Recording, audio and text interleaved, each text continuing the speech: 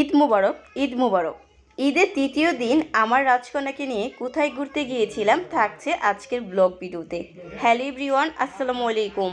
New blog দেখার জন্য সবাইকে ওয়েলকাম জানাচ্ছি। আজকের ব্লগ ভিডিওটা খুবই স্পেশাল। আজকে আমার রাজকন্যাকে নিয়ে ঘুরতে গিয়েছিলাম রামকৃষ্ণপুর ওভারব্রিজে। দেন প্রচুর মানুষ ছিল। ঈদের দিন প্রচুর ভিড় থাকে রামকৃষ্ণপুর ওভারব্রিজে, তার জন্য ঈদের তৃতীয় দিন ঘুরতে গিয়েছিলাম। দেন প্রচুর ভিড় ছিল। যখন সূর্য ডুবে যাচ্ছে ওই পর্যায়ে প্রচুর মানুষের ভিড় হয়ে গেছে। আনন্দে উচ্ছ্বাসে মেতে উঠেছে রামকৃষ্ণপুর ওভারব্রিজ। খুব ভালো লেগেছে, ভালো লাগার মুহূর্ত কাটিয়েছি রামকৃষ্ণপুর ওভারব্রিজে। আমার রাজকন্যাকে নিয়ে যেখানে ঘুরতে যাই না কেন খুব এনজয় করে। জাস্ট আজকে খুব কান্না করেছিল মানুষের চাপাচাপি, খুব গরমে ঘেমে গেছে আমার মেয়ে।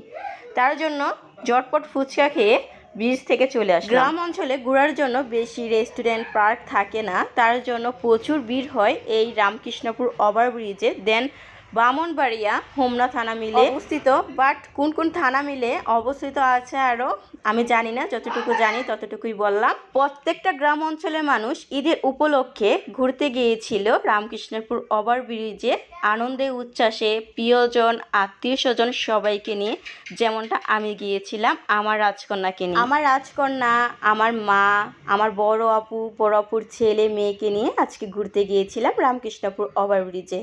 দেন ফুচকা সবার প্রিয়, মেয়েদের দুর্বলতা হচ্ছে ফুচকা, যেমনটা আমার খুব পছন্দ ফুচকা খেতে, আমি খুব পছন্দ করি।